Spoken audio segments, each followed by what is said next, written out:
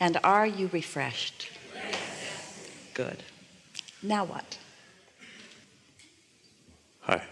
I have a question in regard, and by the way, I want to commend you on everything that you're doing. I have a question in regard to, I always get in my own way, in the sense that I'm really good when I work for other people and create, for example, use my creative mind.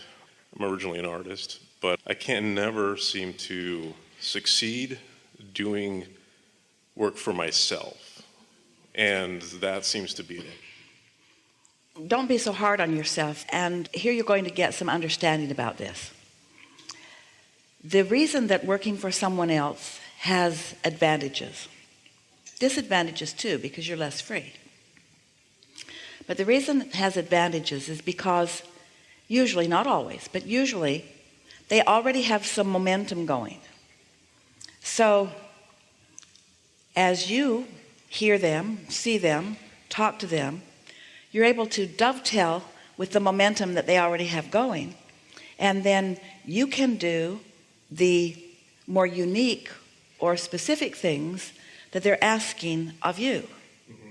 Where when you are working for yourself, you have a broader repertoire of things, some of which you don't have momentum for. Earlier today, you may have heard us say, we were so excited as we said it, that momentum, the understanding and concept of momentum, dovetails with law of attraction more significantly than any other word or any other concept, because that's what law of attraction does. It causes momentum. But when you offer opposing thoughts close on the heels of each other, then momentum is hindered, because I want it, but I want it because allows a little more momentum to get going. I want it, but slows the momentum right away. So you're just talking about momentum that's already underway. Now, of course, you could work for someone else and experience the benefit of that momentum, and then later feel that your toes of freedom are being trampled, and then you could cause that momentum to slow because there is some other reason that you're pushing against. But you're understanding that happens, yeah. So have you been listening to us for a little while, or are you new to the...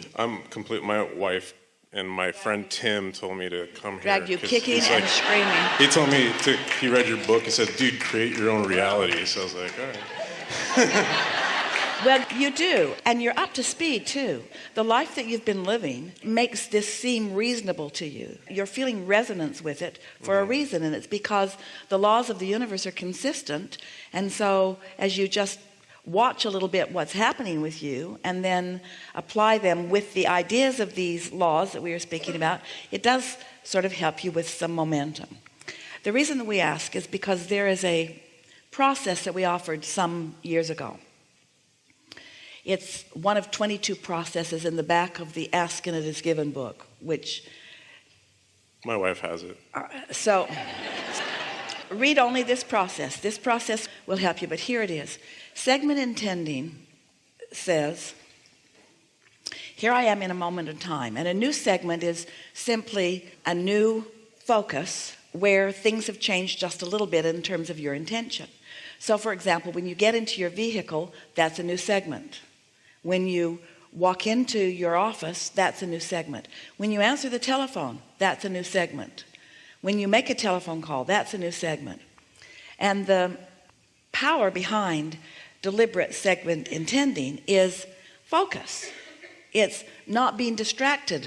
It's deciding what I want. It's focusing in a way that causes less resistance, which allows more momentum. Because resistance is the only thing that slows momentum. So for example, let's say that you were going to talk about a big segment of your life, a major segment like living happily ever after.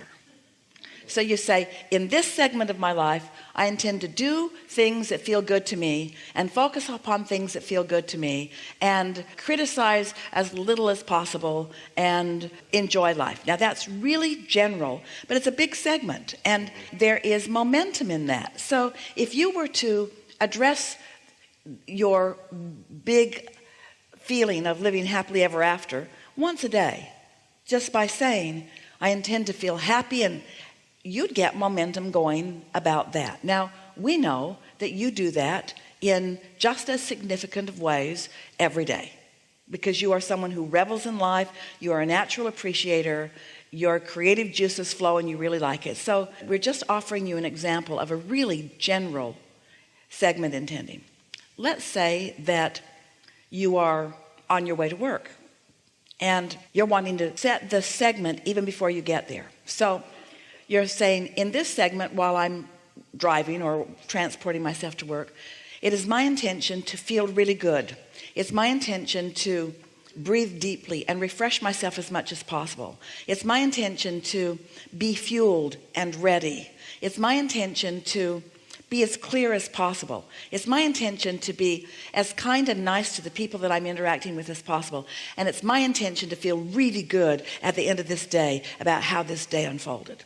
Now, that's a really good segment intending, and it begins momentum that's already underway for you. But by making a statement like that each day as you are moving to work, that momentum gets stronger and stronger, so that thoughts that might resist it or thoughts that might flow in opposition to it are not as likely to get started because of the momentum that you're accomplishing with your deliberate thought. Let's say that while you are in that process of driving to work or on your way to work, that you set a segment within the segment, and that is part of this feeling good. I like the idea of imagining or anticipating my own self-employment, and maybe that's as far as that goes on the first 2 or 3 or 4 or 5 or 10 segments. I'm looking forward to anticipating my own self-employment. Now, that's some momentum. So just with that little bit of priming the pump, so to speak, you're going to find yourself one day driving to work in the receptive mode, and you're going to feel a thought come to you about personal employment. Now, you're already good at what you do. You understand what needs to be done or what can be done. But now you decide, because there's some momentum going, to take this segment intending just a little further. And so you say to yourself, I like being fiscally responsible, and I like being in charge of my own action during the day, and I love following my own impulses. That's the thing about creativity that is so delicious to me. I love being able to follow my own feeling or whim. So that's as far as it goes that day. In other words, more momentum. And then you find yourself wanting to think about it again while you're on your way to work. But this time it's becoming more specific to you because more momentum is flowing, but you're still carrying through this idea of segment intending. So you're thinking, in this segment, I'm going to think about my own business. My own business is going to be very prosperous. My own business in the beginning may just be me as the creative genius, or maybe another. I like the idea of co-creation. I like the idea of collaboration. That may be as far as that goes, but do you see how the momentum is going? Now, the next time you sit to segment intend relative to this, you may think, I'll need some financial backers, or I want some financial partners, or I'm looking forward to meeting the right people who want to invest in my idea. It's going to be fun to attract the fiscally responsible people who can do the details that I don't really want to do. By segment intending just a little bit, which means just take a thought and deliberately think about it the way you mean to think about it. It means, in this segment, I intend to think this. That's all segment intending means. But what happens is, as you are doing more and more segment intending, more and more momentum about these subjects takes place. So what's happening is you're preparing yourself for the receiving mode, so that you're in the right place at the right time for an idea to come or for someone to rendezvous with you. You know how when you meet up with someone who's got a really good idea and juices flow, how good it can sometimes be. But most people don't then let it be. They kill it with their doubt because they haven't segment intended themselves into positive expectation.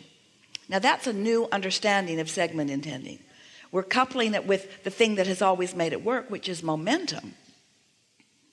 You evoked it from us because of the power of your desire, and because you're like most people, you can talk yourself in or out of about anything. You can, can't you? Segment intending is talking yourself in to alignment with source energy relative to a subject. I'm intentionally having these thoughts, because most people who have negative thoughts about possibilities or derogatory thoughts about themselves or others are not doing it intentionally. No one starts a segment by saying, while I'm driving to work today, I'm going to be as hard on myself as possible. Nobody does negative segment intending. You do that by default. You do that because negative momentum is sweeping you. You get what we're getting at? So it's easy. So many people talk about most businesses fail within and it's unless you've got really good backing. There's all that stuff that has been said to you or that you've picked up along your way that is in the way of any momentum. So almost as soon as the idea comes, it is contradicted by a belief. A belief is just a thought that you continue to think, and it is simply unnecessary. By deliberately segment intending, you will get the momentum going. Hear this. By deliberately segment intending, you will get the momentum of your desire moving fast enough within you that it does not matter what you have believed about that subject in the past. Thank you. Yeah. Powerful. And then you find yourself just thinking about it because it's fun to think about it. Right. Sort of the daydreams, the imaginings, the ideas coming and just running with them. Sure. You see. In the same way that your creative juices flow when you allow them, Yeah. relative to your Sure. gift.